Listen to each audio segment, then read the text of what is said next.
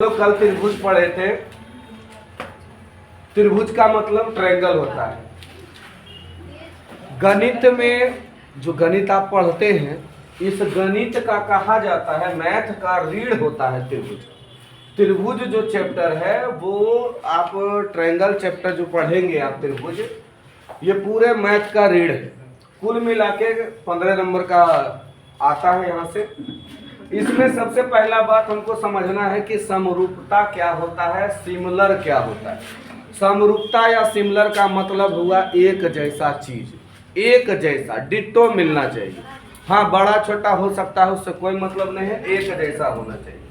तो समरूपता क्या है? समरूपता का अर्थ है एक जैसा रूप हो। एक जैसा रूप मतलब रूप एकदम मिलना चाहिए, मतलब आकार साइज अलग अलग हो परंतु आकृति शेप समान हो।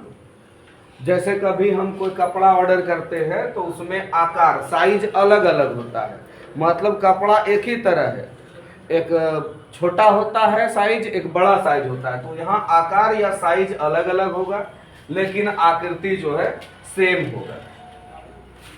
अब रही बात कि हम त्रिभुज पढ़ रहे हैं तो त्रिभुज में समरूपता को समझेंगे। त्रिभुज समरूप कब होता है? कोई भी दो गो त्रिभुज समरूप कब होगा? तो दो गो त्रिभुज समरूप तभी होगा जब उसमें तीन बात होगा। अब तीन बात कैसे समझना है?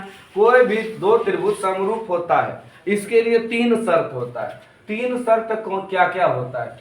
तो देखो भाई, कोई भी दो त्रिभुज समरूप होता है जब, पहला बात कि जब दो कोण बराबर हो। अगर दो त्रिभुजों के दो कोण परस्पर बराबर हो जाए तो आप उसको आराम से समरूप कह सकते हैं। इसको ए समरूपता भी कहा जाता है। दूसरा, जब एक कोण बराबर हो, दो त्रिभुज हो उसका एक एक कोण बराबर हो जाए और कोण बनाने वाली भुजाएं, ये जो कोण बनेगा दोनों में जो बराबर होगा, उस कोण को बनाने वाली भुजा का अनुपात कैसा होना चाहिए? बराबर होना चाहिए। अगर ये अनुपात बराबर है तो हम उसको समरूप कहेंगे कि वो त्रिभुज समरूप है। कोण बनाने वाली भुजाएं अगर समानुपाती हो तो हम उसको समरूप कहेंगे। इसको SAS समरूपता भी कहा जाता है। तीसरा, जब तीनों भुजाएं समानुपाती हो। जब तीनों भुजाएं समानुपाती हो, अभी पहले कोण बोल रहे थे और कोण बनाने वाली भुजा समानुपाती हो, तो कोण बनाने वाली दो भुजा होगी और वो समानुपाती हो जाए। लेकिन तीसरा में है जब तीनों त्रिभुज समानुपाती हो जाए, मतलब तीनों का अनुपात बराबर हो जाए, तब हम उसको बोलेंगे कि भाई ये दोनों त्रिभुज समरूप होगा। त्रिभुज के समरूपता के कितने प्रमेय हैं? त्रिभुज का समरूपता आप पढ़ रहे हैं, इसमें कुल मिला के 4 गो प्रमेय हम लोग को जानना है।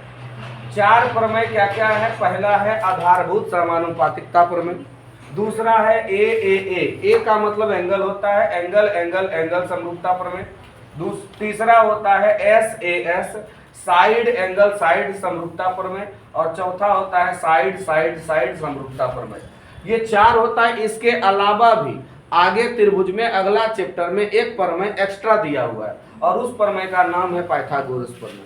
तो इन सारे प्रमेय को हमको याद रखना होता है, इसको साबित करना होता है, क्योंकि ये भी एग्जाम में पूछा जाता है।